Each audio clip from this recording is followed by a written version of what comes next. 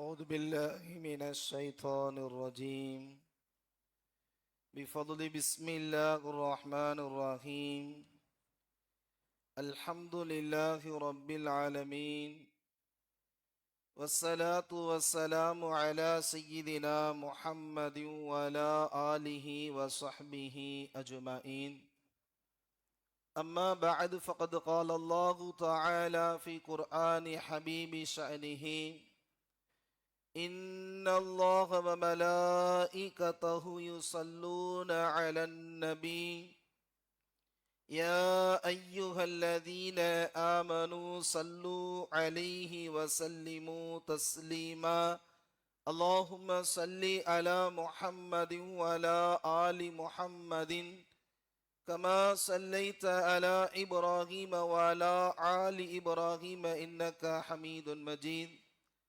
اللهم بارك على محمد وعلى آل محمد كما باركت على إبراهيم وعلى آل إبراهيم إنك حميد مجيد سبحانك لا علم لنا إلا ما علمتنا إنك أنت العليم الحكيم وما توفيقي إلا بالله ولا حول ولا قوة إلا بالله العلي العليم ربي يسير ولا تعسير وتمم الخير برحمتك يا أرحم الراحمين.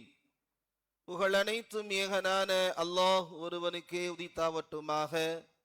சலாமும் சலவாத்தும் எம்பெருமானார் முஹம்மதுர் ரசூலுல்லாஹி ஸல்லல்லாஹு அலைஹி வஸல்லம் அன்னவர்கள் மீதும் அன்னவருடைய வாழ்க்கை வழிமுறை பின்பற்றி வாழ்ந்த உத்தம சத்திய சஹாபாக்கள், தாபிஈன்கள், தபஅ தாபிஈன்கள், நல்லோர்கள், நாதாக்கள், ஷுஹதாக்கள், குறிப்பாக உலகில் வாழும் முஸ்லிம்கள், இன்னும் குறிப்பாக இந்த ஜும்மாவுடைய தினத்தில் இங்கே கூடியிருக்கின்ற நம் அத்துணை பேரின் மீதும் அல்லாஹுடைய ரஹ்மத்தும் பரக்கத்தும் மக்ஃபிரத்தும் ஜன்னத்தும் எம்பெருமானார் நபிகள் நாயகம் ரசூலுல்லாஹி ஸல்லல்லாஹு அலைஹி வஸல்லம் உடைய துஆ பரக்கத்தும் ஷஃபாஅத்தும் இந்த ரமலான் மாதத்தின் பரிபூரணமான நன்மையும் ஜும்ஆ நாளின் பரிபூரணமான நன்மையும் நம் அனைவர்கள் மீதும் அல்லாஹ் அருள் மழையாக பொழியச் செய்வானாக.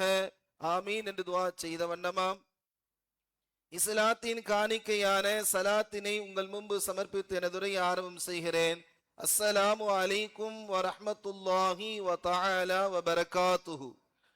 அன்பிற்குரிய அல்லாஹுவின் நல்லடியார்களே, கண்ணியத்திற்குரிய சகோதரர்களே, பெரியோர்களே, அல்லாஹு தாலா நம்முடைய வாழ்நாளில் நாம் என்னவெல்லாம் துஆ கேட்டு இது நாள் வரைக்கும் அல்லாஹ் ஏதோ ஒரு காரணத்தினால் அதை கபூல் செய்யாமல் நிறுத்தி வைத்திருக்கின்றானோ அந்த துஆக்களை எல்லாம், நியத்துகளை எல்லாம், ஹாஜத்துகளை எல்லாம் அல்லாஹ் இந்த ரமலானுடைய பரக்கத்தினால், இந்த ஜும்மா நாளினுடைய பரக்கத்தினால் கபூல் செய்து நிறைவேற்றி தருவானாக. இந்த உலகத்தில் வாழும் காலமெல்லாம் நீண்ட ஆயுளோடு, நிறைந்த சுகத்தோடு, மருத்துவமனையினுடைய கஷ்டங்கள் தேவைகளில் இருந்து அல்லாஹ் பாதுகாத்து கடைசி வரைக்கும் நின்று குனிந்து சஜிதா செய்து அல்லாஹ்வை தொழுகிற, வணங்குகிற பரிபூரணமான ஆஃபியத்தை, ஆரோக்கியத்தை அல்லாஹ் நமக்கும் குடும்பத்தார்களுக்கும் உலக முஃமின்களுக்கும் அல்லாஹ் நசீபாக்கி தருவானாக. ரமலான் மாதத்தில் நாம் இதுவரை கடந்திருக்கின்ற பாதி நோன்புகளையும் நாம் அதில் செய்த இபாதத்துகளையும் அல்லாஹ் பரிபூரணமாக கபூல் செய்வானாக. மீதம் இருக்கின்ற பாதியை நிறைவாக, முறையாக, அல்லாஹுவுக்கு உகந்த வகையிலே நோன்புகள் நோற்று இபாதத்துகள் செய்து, குறிப்பாக லைலத்துல் கத்ர் இரவை தேடி விழித்திருந்து அடைந்து பரிபூரணமாக அமல் செய்கிற நற்பாக்கியத்தை அல்லாஹ் நமக்கும் உலக முஃமின்கள் அத்தனை பேருக்கும் அல்லாஹ் நசீபாக்கி தருவானாக என்ற துஆவோடு, அருமையான முஃமின்களே, அல்லாஹ் நமக்கு தந்திருக்கிற இந்த ரமலான் ஒரு பேர் அற்புதம் என்றுதான் சொல்ல வேண்டும், ஒரு பெரும் பாக்கியம் என்றுதான் சொல்ல வேண்டும். அப்படிப்பட்ட அந்த பேர் உபகாரத்தை, அற்புதத்தை பெற்றிருக்கிற நாம் ரமலானில் பாதி நம்மை விட்டு போகிவிட்டது. ரமலான் செல்ல செல்ல நமக்கு கவலையும் அழுகையும் வர வேண்டும். நான் என்ன அமல் செய்திருக்கிறேன், நான் என்ன நன்மையை செய்திருக்கிறேன், ரமலான் என்னை விட்டு வேகமாக போய்கொண்டே இருக்கிறதே, ரமலான் நம்மை விட்டு கடந்து கொண்டே இருக்கிறதே, ஆனால் நான் அமலிலே குறைந்தவனாக இருக்கிறேனே என்று ஏக்கத்தோடு அதிகமாக நன்மைகளை செய்வதற்கு முயற்சிக்க வேண்டும். அந்த எண்ணத்தையும் ஏக்கத்தையும் தாக்கத்தையும் அல்லாஹ் நம்முடைய உள்ளத்திலே உதிக்க செய்வானாக. அருமையான முஃமின்களே, நபிகள் நாயகம் ரசூலுல்லாஹி ஸல்லல்லாஹு அலைஹி வஸல்லம் சொல்றாங்க, ரமலானை அல்லாஹ் 3 பத்தாக நமக்கு தந்திருக்கிறான். அவ்வலுகுர் ரஹ்மா, ஆரம்பத்தில் முதல் 10 ரஹமத்துடைய 10, வௌசத்துஹு மக்ஃபிரா, அதனுடைய நடுவில் இருக்கக்கூடிய 10 மக்ஃபிரத் என்னும் பாவ மன்னிப்பு தேடக்கூடிய 10, வ ஆகிருஹு இத்கு மினன்னார், கடைசி 10 இருக்கிறதே அது நரகத்தில் இருந்து பாதுகாப்பு தேடக்கூடிய 10 என்று பெருமான் ஸல்லல்லாஹு அலைஹி வஸல்லம் சொல்லி தந்திருக்கிறாங்க. நம்ம கொஞ்சம் யோசிச்சு பார்க்கணும். முதல்ல ரஹமத்தை கேளுங்க, ரஹமத்துடைய 10. இரண்டாவது மன்னிப்பை கேளுங்க, பாவங்கள் மன்னிக்கப்படுகிற 10. மூன்றாவது நரகத்தில் இருந்து விடுதலை தருகிற 10. இந்த மூன்றையும் ஸல்லல்லாஹு அலைஹி வஸல்லம் அவர்கள் ரமலானிலே கேட்கும்படி நமக்கு துஆவையும் கற்று தந்திருக்கிறார்கள். நாம் துஆ கேட்டு கொண்டிருக்கிறோம். அல்ஹம்துலில்லாஹ். நாம் ஒரு கணம் யோசிக்கிறோம், பாவங்கள் மன்னிக்கப்படுகிற 10ஐ முதலிலே பெருமான் ஸல்லல்லாஹு அலைஹி வஸல்லம் சொல்லி இருக்கலாமே, அல்லது நரகத்திலிருந்து விடுதலை கேட்கிற 10ஐ முதலாவதாக சொல்லியிருக்கலாமே. ஏன் ரஹ்மத்தை முதலாவதாக பெருமான் ஸல்லல்லாஹு அலைஹி வஸல்லம் சொன்னார்கள்? எப்படி நாம் யோசித்து பார்க்கிற போது நிறைய ஹதீசுகளும் ஆயத்துகளும் நமக்கு விளக்கம் தருகிறது, பதில் தருகிறது. என்னவென்று சொன்னால், ரஹ்மத்து மட்டும் அல்லாஹ்விடத்திலே வெற்றி பெறும்.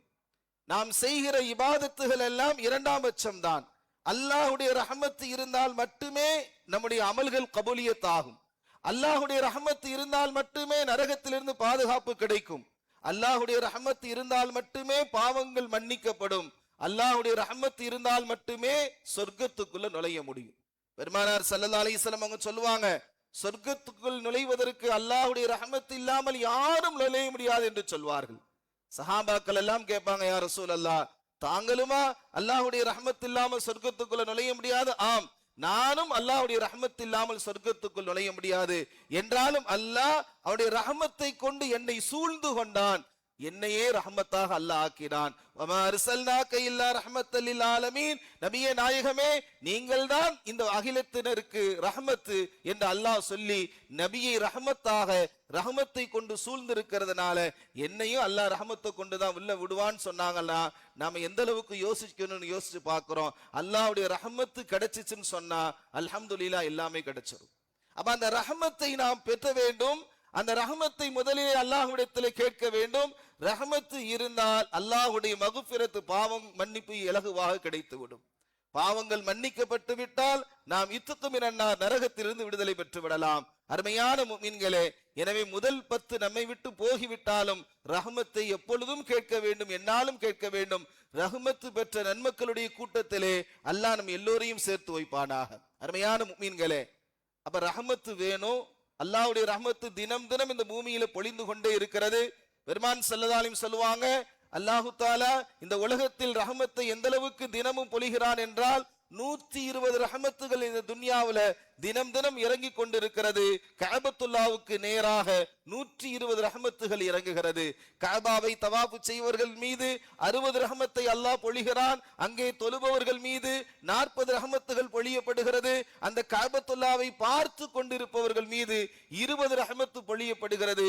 இது தினம் தினம் கஅபாவுக்கு நேராக அல்லாஹ்வுடைய ரஹ்மத்து 120 இறங்குகிறது என்று சொன்ன அந்த ஹதீஸுக்கு விளக்கம் சொல்கிற மேன்மக்கள் முஹத்திஸீன்கள் சொல்லுவார்கள், ஒவ்வொரு மஸ்ஜிதுகளிலும் ஒவ்வொரு பள்ளிவாசலிலும் மெஹராப் என்று சொல்லக்கூடிய இமாம் தொழக்கூடிய அந்த இடத்துக்கு நேராகவும் அல்லாஹ்வுடைய ரஹ்மத் இறங்கி கொண்டிருக்கிறது.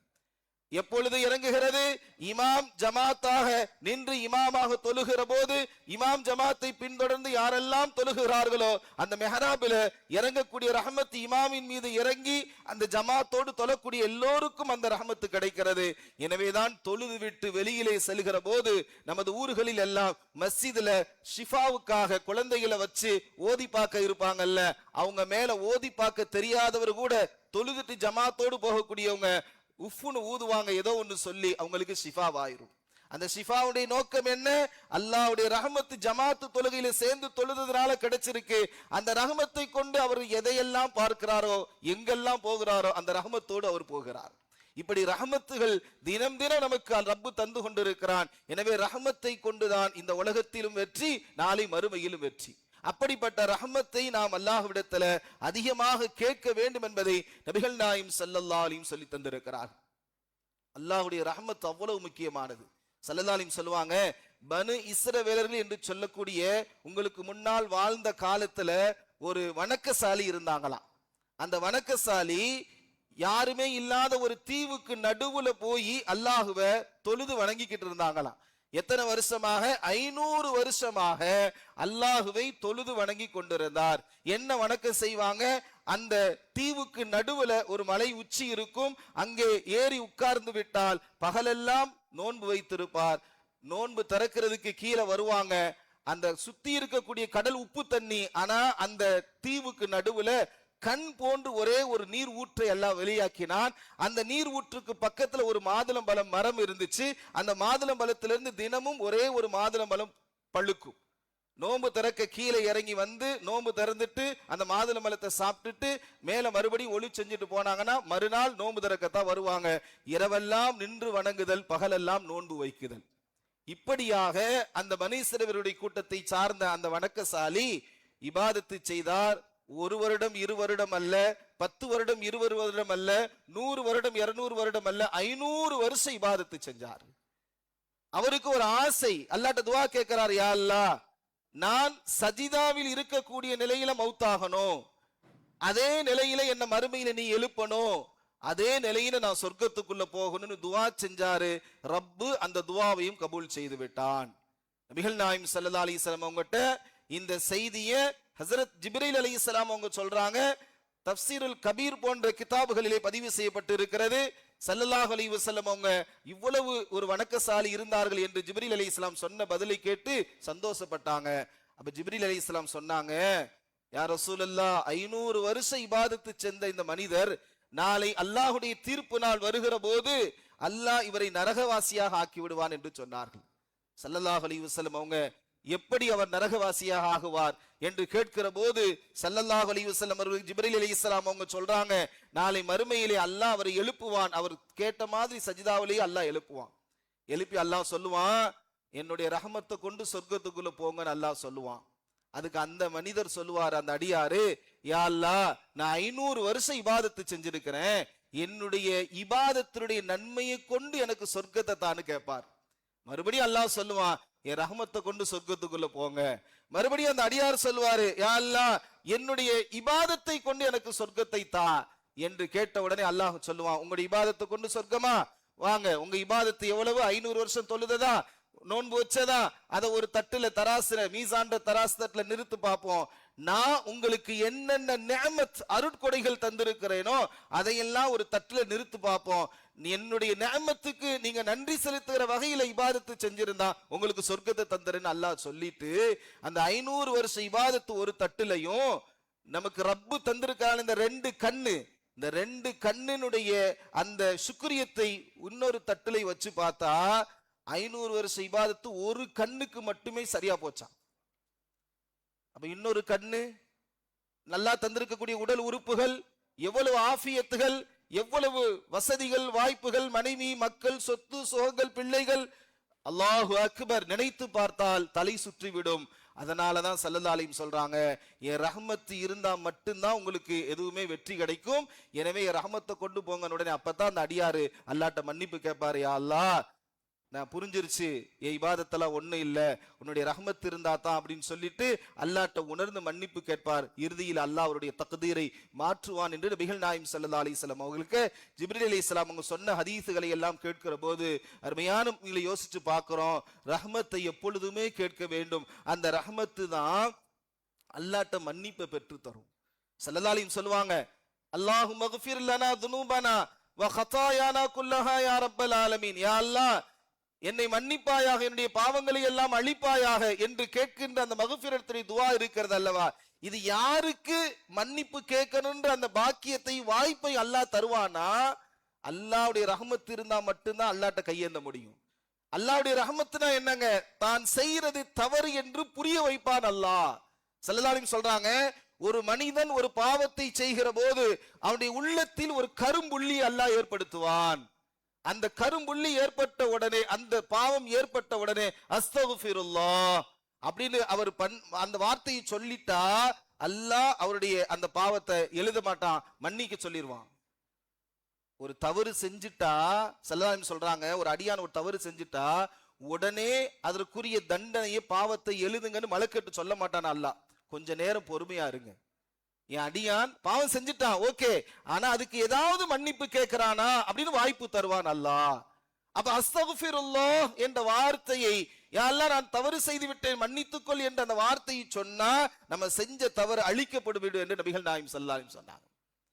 ஆனா நன்மையை செஞ்சா அல்லாஹ் தாமதப்படுத்த மாட்டான், உடனே நன்மை எழுதுங்கன்னு சொல்லுவான். ஒரு நல்ல காரியத்தை செஞ்சுட்டா கொஞ்சம் வெயிட் பண்ணுங்க அப்படிலாம் அல்லாஹ் சொல்ல மாட்டான். நன்மை செய்தால் உடனே நன்மை எழுதப்படும், தீமை செய்து விட்டால் கொஞ்சம் நேரம் கால அவகாசம் கொடுக்கப்படும்.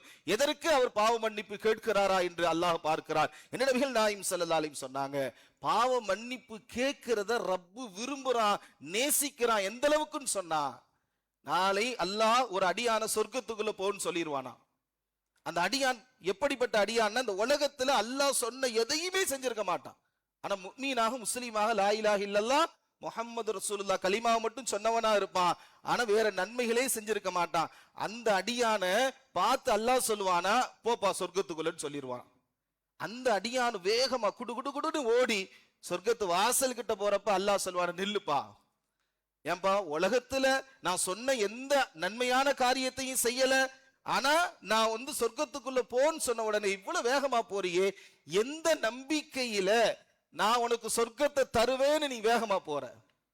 அந்த அடியான் சொல்வானா, யா அல்லாஹ் உலகத்துல நான் வாழ்றப்பதான் நீ சொன்ன எதையுமே கேட்கல, நீ தொழுக சொன்ன நான் தொழுகல, நோன்பு வைக்க சொன்ன நோன்பு வைக்கல, எதையுமே கேட்கல, இங்கேயாவது நீ போன்னு சொன்ன, எதுக்கு எனக்கு சொர்க்கத்தை தர, நான் நன்மை எதுவும் செய்யலன்னு நான் கேட்க விரும்பல, நீ போன்னு சொன்ன அந்த கட்டளைக்கு நான் கட்டுப்பட வேண்டும், வழிபட வேண்டும், உன் பேச்சை கேட்கணும்னு நினைச்சேன், அதனாலதான் வேகமா ஓடுனேன்னு.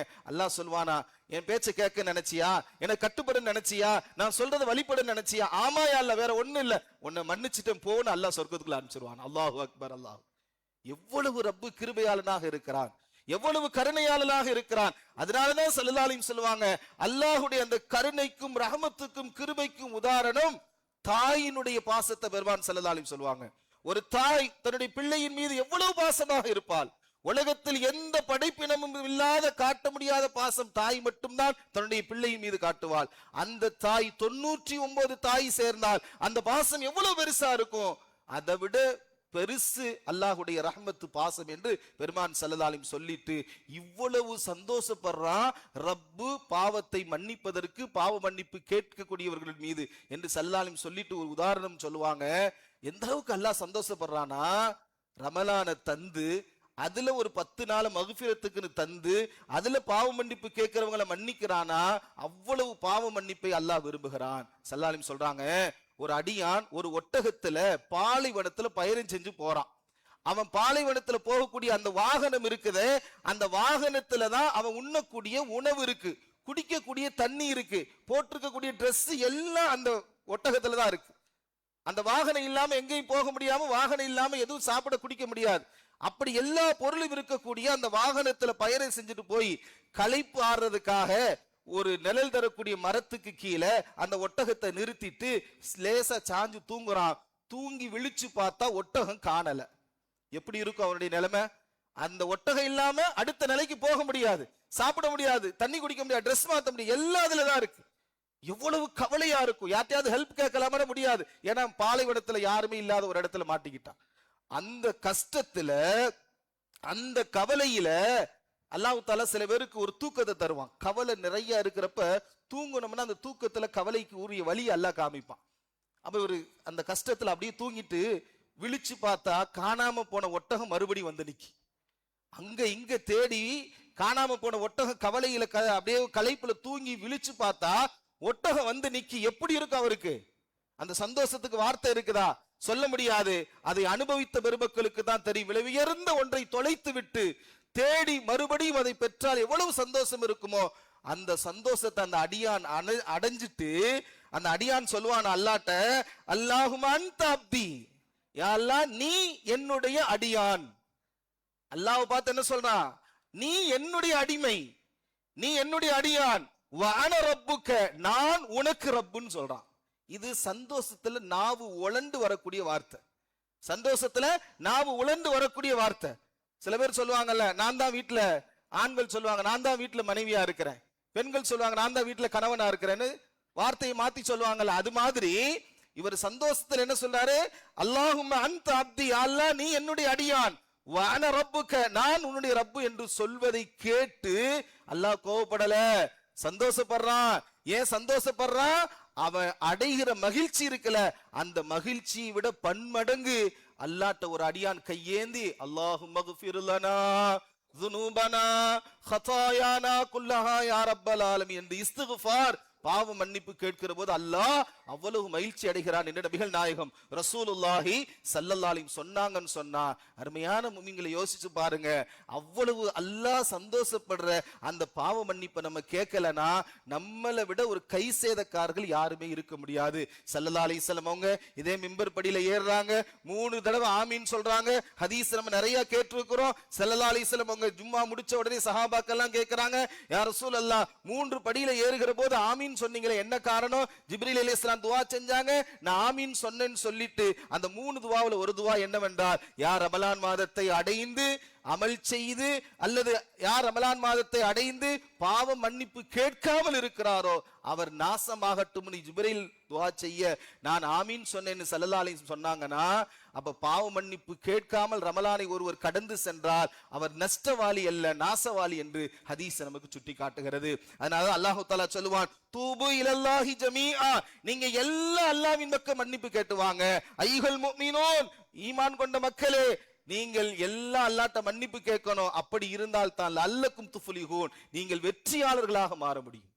வெற்றி வேண்டுமா, உங்களுக்கு ஈடேற்ற வேண்டுமா, நீங்கள் செய்ய வேண்டிய வேலை அல்லாஹ்விடத்துல மன்னிப்பு கேளுங்க என்று நபிகள் நாயகம் ஸல்லல்லாஹு அலைஹி சொல்லி தந்தார்கள். அப்படிப்பட்ட அந்த தௌபாவை, அந்த பாவ மன்னிப்பை கேட்கிற போது நம்முடைய உலமா பெருமக்கள் சொல்வார்கள், பாவங்கள் இன்னைக்கு நிறைய பேர் செய்யறோம், பாவ மன்னிப்பு கேட்கிறோம், ஆனா மறுபடியும் அந்த தவறிலேயே திரும்ப திரும்ப விழுந்துகிட்டே இருக்கிறோம். அப்ப பாவ மன்னிப்பு கேட்கறதுக்கு ஒரு 3 கண்டிஷனை உலமா பெருமக்கள் நமக்கு சட்டமாக ஹதீஸ்ல சொல்லி தர்றாங்க. 3 கண்டிஷன் இருக்கு. முதலாவது கண்டிஷன் என்னன்னு சொன்னா, இந்த பாவ மன்னிப்பு கேட்கிறது, பாவங்கள் நிகழ்கிறது 2 வகை. முதலாவது வகைனா அல்லாஹ்வுக்கும் நமக்கு இடையில ஏற்படுகிற தவறுகள், குற்றங்கள், குறைகள். இதுக்கு 3 கண்டிஷன் இருக்குது. முதலாவது கண்டிஷன் என்ன சொன்னா, ஐ யுக்லி மின் அன் மஅசியதி, பாவத்திலிருந்து விலக வேண்டும். ஃபர்ஸ்ட் என்னன்னா கலண்டு வந்துடணும். நம்ம செய்யற பாவம் தவறுன்னு தெரிஞ்சு மன்னிப்பு கேட்டு மறுபடியும் அதுல இருக்கக்கூடாது. பாவத்தில் இருந்து விலக வேண்டும், கலண்டு விட வேண்டும், தவிழ்ந்து வர வேண்டும். இது முதலாவது கண்டிஷன். இரண்டாவது என்ன செய்ய வேண்டும், ஐ யந்தம அலா ஃபஅலிஹா, நம்ம செஞ்ச பாவத்துக்காக வருத்தம் தெரிவிக்கணும். நம்ம செஞ்சது பாவம், இவ்வளவு பெரிய பாவம் பண்ணிட்டோமே, தப்பு பண்ணிட்டோமேன்னு வருத்தம் வேண்டும். அந்த வருத்தம் யாருடைய உள்ளத்துல ரப்பு போடுறானோ அதுதான் அல்லாஹ் அவங்கள மன்னிக்கிறதுக்கு தயாரா இருக்கிறான்னு அர்த்தம். சில பேர் பாவம் பண்ணுவாங்க, அந்த கரும்புள்ளி 1 இருக்கும், மன்னிப்பு கேட்க மாட்டாரு, மறுபடியும் தப்பு பண்ணுவாரு, கரும்புள்ளி 2 மாறும். இப்படி உள்ளத்துல கருப்பு புள்ளி ஒன்னொன்னும் சேர சேர சேர உள்ளமே இருண்டு விடும். கடைசியில் அவர் செய்யறது பாவமா பாவம் இல்லையானே தெரியாத அளவுக்கெல்லாம் சில பேருக்கு அல்லாஹ் ரஹ்மத் இல்லாமல் அவர்களை போட்டு விடுவான். ஆனால் யார் மீது அல்லாஹ் ரஹ்மத் செய்கிறானோ அவர் பாவம் செய்த உடனே உள்ளத்துல ஒரு எண்ணம் வரும், ஆகா நம்ம செஞ்சது பாவம், அஸ்தக்ஃபிருல்லாஹ் அஸ்தக்ஃபிருல்லாஹ் என்ற அந்த வார்த்தையில் உச்சரிக்கப்பட்டு மன்னிப்பு கேட்கப்படும். இப்படி இரண்டாவது பாவ மன்னிப்புடைய ஷரத்து, கண்டிஷன் என்னன்னு சொன்னா, பாவத்தை நினைத்து வருந்த வேண்டும். பெருமான் ஸல்லல்லாஹு அலைஹி சொல்வாங்க, அல்லாஹ்ட்ட துஆ கேட்கிறப்ப அழுகுங்க, அழுது அல்லாஹ்ட்ட மன்னிப்பு கேளுங்க, அழுக வரலனா அழுகிற மாதிரியாவது முயற்சி செய்யுங்கன்னு ஸல்லல்லாஹு அலைஹி சொல்வாங்க. அப்ப அல்லாஹ் அந்த பாவ மன்னிப்பு கேட்டு வருத்தப்படுவதை அவன் விரும்புகிறான் என்று ஸல்லல்லாஹு அலைஹி சொல்லினாங்க. மூணாவது என்னவென்று சொன்னால், ஐயஸிம அல்லா யஊத இலைஹா அபதா, நான் செஞ்ச பாவத்தின் பக்கம் எப்பொழுதும் மீளவே மாட்டேன், அந்த தவறின் பக்கம் போகவே மாட்டேன். இந்த 3 கண்டிஷனோட பாவ மன்னிப்பு கேட்கணும். அப்ப பாவத்தை விட்டு விலகி வரணும், இரண்டாவது செஞ்ச பாவத்தை நினைச்சு வருந்தணும், மூணாவது எப்பொழுதும் அந்த பாவத்தின் பக்கம் போக மாட்டேன் என்ற உறுதியோடு இந்த 3 கண்டிஷனோடு பாவ மன்னிப்பு கேட்டால் அல்லாஹ் மன்னிக்க தயாராக இருக்கிறான் என்று நபிகள் நாயகம் ஸல்லல்லாஹு அலைஹி சொன்னாங்க. இது அல்லாஹ்வுக்கு நமக்கு இடையில ஏற்படுகிற பாவ மன்னிப்புக்குரிய கண்டிஷன். அடியார்களுக்கு இடையில சில பாவங்களை செஞ்சு விடுகிறோம், தவறுகளை செய்து விடுகிறோம். ஒருத்தரை ஏசி பேசிடுறோம், திட்டிடுறோம், அடிச்சிடுறோம், மனசை நோகடிச்சிடுறோம். அதே மாதிரி அவர்கிட்ட கடனை வாங்கிட்டு கொடுக்காம இருக்கிறோம். இப்படி பொருளாதார ரீதியில எவ்வளவு பாதிப்புகள் ஒவ்வொருக்களும் நடக்குது இல்லங்க. இதுக்கு 3 கண்டிஷனோட 4வது கண்டிஷன் என்னன்னா, அந்த அடியார்ட்ட போய் நம்ம மன்னிப்பு கேட்கணும். பாய் உங்களை திட்டிட்டேன் பாய், மன்னிச்சுக்கோங்க. ஹாஜியார் உங்க மனசு வருத்தப்படுற மாதிரி நடந்துகிட்ட, மன்னிச்சுக்கோங்க. கடன் வாங்கியிருந்தா இந்தாங்க, நான் வாங்கியிருந்த ஏமாத்திட்டேன், இந்தாங்க திருப்பி தர்றேன்னு அந்த நபர்கிட்ட போய் மன்னிப்பு கேட்டு அதை கொடுத்து விட்டால் தான் அவர் மன்னிச்சா தான் அல்லாஹ் மன்னிப்பான். அவர் மன்னிக்கவில்லை என்றால் அல்லாஹ் ஒருபோது மன்னிக்க மாட்டான் என்று பெருமானார் ரசூலுல்லாஹி ஸல்லல்லாஹு அலைஹி சொல்லி தந்தார்கள் என்று சொன்னால், அருமையான உங்களை யோசிச்சு பாருங்க. ஸல்லல்லாஹு அலைஹி சொல்றாங்க, நான் ஒவ்வொரு நாளும் ஸல்லல்லாஹு அலைஹி வஸல்லம் முன்பின் பாவங்கள் மன்னிக்கப்பட்ட நபி. பாவம் என்று சொன்னாலே என்னவென்று தெரியாத ஒரு ஜீவன் ஸல்லல்லாஹு அலைஹி வஸல்லம். அவங்க இந்த உலகத்துல அவங்க தான் நமக்கு முன்மாதிரி, வழிகாட்டி. அவங்க சொல்றாங்க, நான் ஒரு நாளைக்கு 100 தடவை அஸ்தகுஃபிருல்லாஹ் அஸ்தகுஃபிருல்லாஹ் இஸ்திக்ஃபார் செய்யறேன் அப்படின்னு சொல்றாங்க. ஏன் அவங்க இப்படி சொல்றாங்க? நம்ம அது மாதிரி பாவ மன்னிப்பு அல்லாஹ்ட்ட தினம் கேட்கணும். ஃபஜ்ருக்கு பின்னால அஸருக்கு பின்னால உட்கார்ந்து அஸ்தகுஃபிருல்லாஹல் அலீம் அஸ்தகுஃபிருல்லாஹல் அலீம் அஸ்தகுஃபிருல்லாஹல் அலீம் என்ற திக்ருகளை அதிகமாக இஸ்திக்ஃபார்களை கேட்கணும். இன்னும் சொல்லப்படும், சுப்ஹானல்லாஹி வ பிஹம்திஹி சுப்ஹானல்லாஹில் அலீம் அஸ்தகுஃபிருல்லாஹ் ரப்பி மின் குல்லி தம்பி வ ஹத்தியத்தின் வ அதூபு இலை. இந்த ஒரு திக்ர் இருக்கிறது அல்லவா, இந்த கலிமா இருக்கிறது அல்லவா, ஃபஜ்ர் தொழுகைக்கு பாங்கு சொன்னதுக்கு பின்னால காமத்துக்கும் ஃபஜ்ருடைய அந்த தொழுகைக்கும் மத்திய இடையில இருக்கக்கூடிய அந்த நேரத்துல ஒருத்தர் உட்கார்ந்து இந்த இஸ்திக்ஃபாரை ஒரு 11 தடவை அல்லது 7 தடவை ஓதுனாருன்னா கடல் நுரையளவு பாவங்கள் இருந்தாலும் அல்லாஹ் அந்த பாவத்தை மன்னித்து விடுவான் என்று நபிகள் நாயகம் ஸல்லல்லாஹு அலைஹி சொல்லி தந்தார்கள். அருமையான இப்படியெல்லாம் நிறைய தவறுகளை பாவங்களை அல்லாஹ் மன்னிப்பதற்கு தயாராக சந்தோஷமாக இருக்கிறான் இந்த ரமலான் என்று சொன்னால், இந்த வாய்ப்பை பயன்படுத்தி கொள்ள வேண்டும். அல்லாஹ் வாய்ப்பு என்பது ஒரு தடவை 2 தடவை தான் தருவான். அந்த வாய்ப்பை பயன்படுத்தி கொள்ள வேண்டும். அல்லாஹ் வாய்ப்பை பயன்படுத்தக்கூடிய கூட்டத்தில் நம்மளை சேர்த்து வைப்பானா. இந்த இபாதத்தெல்லாம் நம்ம வணக்கத்துல அல்லாஹ்ட்ட மன்னிப்பு கேட்கிறது. வணக்கம் செய்து தொழுவது ஒரு வணக்கம், நோன்பு வைப்பது ஒரு வணக்கம். இப்படி வணக்கம் புரிந்து நன்மை சேர்வது ஒரு வகை. இன்னொரு பாக்கியம் இருக்கிறது என்னவென்று சொன்னால், அல்லாஹ் நமக்கு தந்திருக்கக்கூடிய பொருளாதாரத்தை வழங்கி அல்லாஹ்ட்ட மன்னிப்பு கேட்கிறது. நாம வணக்கத்தின் மூலமாக அல்லாஹ் நமக்கு எந்த அளவுக்கு மன்னிக்கிறானோ அதை விட 1 மடங்கு அதிகமாக வழங்குதலின் மூலமாக, ஜக்காத்தின் மூலமாகவோ சதக்காவின் மூலமாகவோ அன்பளிப்பின் மூலமாகவோ நன்கொடையின் மூலமாகவோ அல்லாஹு தாலா மன்னிக்க தயாராக இருக்கிறான். அது மிகப்பெரிய பாக்கியம். ஸல்லல்லாஹு அலைஹி வஸல்லம் அவங்க சொல்றாங்க, பனு இஸ்ரவேலுடைய காலத்துல ஒரு ஆபித் வணக்கசாலின்னு ஒருத்தர் வாழ்ந்தார். ஆபிதுன்னு ஒரு கேட்டகரி இருக்குது, ஆலிம்னு ஒரு கேட்டகரி இருக்குது. ஆபிதுனா வெறும் வணக்கம் மட்டும் செய்வாரு. ஆலிம்னு சொன்னா அதை தெரிந்து புரிந்து வணக்கம் செய்வார். நம்ம வெறும் ஆபிதா மட்டும் இருக்கக்கூடாது, ஒரு விஷயத்தை தெரிஞ்சு புரிஞ்சு வணக்கம் செய்யற ஆலிமாகவும் இருக்க வேண்டும். இந்த ஆபித் என்ன செய்யறாரு? அல்லாஹ்வை வணங்குறாரு. யாருமே இல்லாத ஒரு வனாந்தர காட்டுல போய் ஒரு குடிசையை போட்டு 60 வருஷம் உள்ள இருந்து அல்லாஹ் இபாதத்து செய்யறார். பைஹக்கி என்ற கிதாப்ல பதிவு செய்யப்பட்ட ஹதீஸ். அப்ப 60 வருஷம் இபாதத்து செஞ்சு அதே மாதிரிதான் இரவெல்லாம் தொழுகை, நின்று வணக்கம், பகலெல்லாம் நோன்பு. 60 வருஷம் அந்த இபாதத்து செஞ்சு அந்த பகுதியை அவர் சுத்தி பார்க்கிற போது அவர் போறப்ப ரொம்ப காடா இருந்தது, இப்ப பசுமையா மாறிடுச்சு. அப்ப அந்த சந்தோஷத்துல அவர் வெளியில வர்றாரு. கையில ஒரு 3 ரொட்டி துண்டை வச்சுக்கிட்டு அப்படியே உலாவி வந்து அந்த ரொட்டி துண்டை சாப்பிட்டுக்கிட்டே வர்றாரு. அப்படி வருகிற போது ஒரு அழகான பெண்ணை பார்த்து விடுகிறார். அந்த பெண்ணினிடத்தில் பேசுகிறார், பழகுகிறார். கடைசியில அந்த பெண்ணின் மீது காதல் வசப்பட்டு தவறான உறவுகளில் 6 நாட்கள் அந்த பெண்ணினிடத்துல கழித்து விடுகிறார். 6 நாள் கழிச்சு சுதாரிப்பு வருது. ஐயோ நம்ம பாவத்தை செஞ்சிட்டோமே, 60 வருஷம் அமல் செஞ்சோம், இந்த 6 நாள் நம்ம பாவத்துல மாட்டிக்கிட்டோமேன்னு சொல்லிட்டு அந்த இடத்தை விட்டு அவர் கொஞ்சம் கடந்து வந்து அல்லாஹ்ட்ட மன்னிப்பு கேட்கிறார். யா அல்லாஹ், நான் பாவம் செஞ்சுட்டேன், நான் இவ்வளவு பெரிய தவறு பண்ணிட்டேன்னு சொல்லி அல்லாஹ்ட்ட மன்னிப்பு கேட்கிற அதுக்காக நடந்து வந்துகிட்டே இருக்கிறப்ப அவர் கையில ஒரு ரொட்டி துண்டு இருக்குதுல்ல, அந்த ரொட்டி துண்டை 2 பேருக்கு பிச்சு பாதி பாதியாக தர்மம் செய்து விட்டு அவர் அந்த இடத்தை விட்டு கடந்து போறாரு. மவுத்து வந்துருது. மலக்குல் மவுத்து வந்து ரூஹை கைப்பற்றிட்டு போறாங்க. மலக்குல் மவுத் ரூஹை கைப்பற்றிட்டு போகிற போது சொர்க்கத்துடைய மலக்கு சொல்றாரு, அவர் ரூஹ சொர்க்கத்துக்கு தான் கொண்டு போவேன். நரகத்துடைய மலக்கு சொல்றாரு, நரகத்துக்கு தான் கொண்டு போவேன். ஏன்? அவர் 6 நாள் தவறு செய்து விட்டார், எனவே நரகம். இல்லை, 60 வருஷம் இபாதத்து செய்திருக்கா, அவருக்கு சொர்க்கம். அல்லாஹ் மீசான் தராசுல நிறுத்து பார்க்க சொல்றான். 60 வருஷம் இபாதத்து ஒரு தட்டிலையும் 6 நாளினுடைய தவறு இன்னொரு தட்டிலை வைக்கப்படுகிறது. 6 நாள் செஞ்ச பாவம் 60 வருஷம் செஞ்ச இபாதத்தை விட அதிகமாகி கணத்துல அவர் நரகம் என்று முடிவு செய்யப்படுகிற நிலைக்கு வருகிறது. அப்பொழுது அல்லாஹ் சொல்கிறான், அவர் அந்த பாவத்தில் இருந்து மீண்டு வந்து ஒரு சதக்கா, ஒரு தர்மம் செஞ்சாருல, அந்த அரை ரொட்டி கொடுத்த தர்மத்தை அந்த 60 வருஷ இபாதத்தோடு போட்டு நிறுத்து பாருங்கன்னு சொன்ன உடனே 60 வருஷ இபாதத்தோடு அந்த அரை ரொட்டியினுடைய தர்மம் போட்ட உடனே அது கனத்தால் அதிகமாகி விடுகிறது. இந்த பாவம் அது ஒன்றுமில்லாமல் ஆகிவிடுகிறது. அவர் சொர்க்கம் என்று முடிவு செய்யப்படுகிறார். அருமையான நபிகள் நாயகம் ஸல்லல்லாஹு அலைஹி வஸல்லம் சொல்லிட்டு சொல்லுவாங்க, நாம செய்யற அமல் நமக்கு நன்மையைத்தான் தரும். அமல் தராசு தட்டுல எடையை அதிகமாக்கும். ஆனா வழங்கக்கூடிய கொடுக்கக்கூடிய அந்த ஜக்காத்து தானங்கள் தர்மங்கள் இருக்கிறதே, அதை போன்று மீசான் தராசு தட்டை கனத்தால் இழுக்கக்கூடிய அமல் வேற எதுவும் இல்லை என்று நபிகள் நாயகம் ஸல்லல்லாஹு அலைஹி வஸல்லம் சொன்னார். எனவே அந்த அமலையும் நாம் செய்ய வேண்டும்.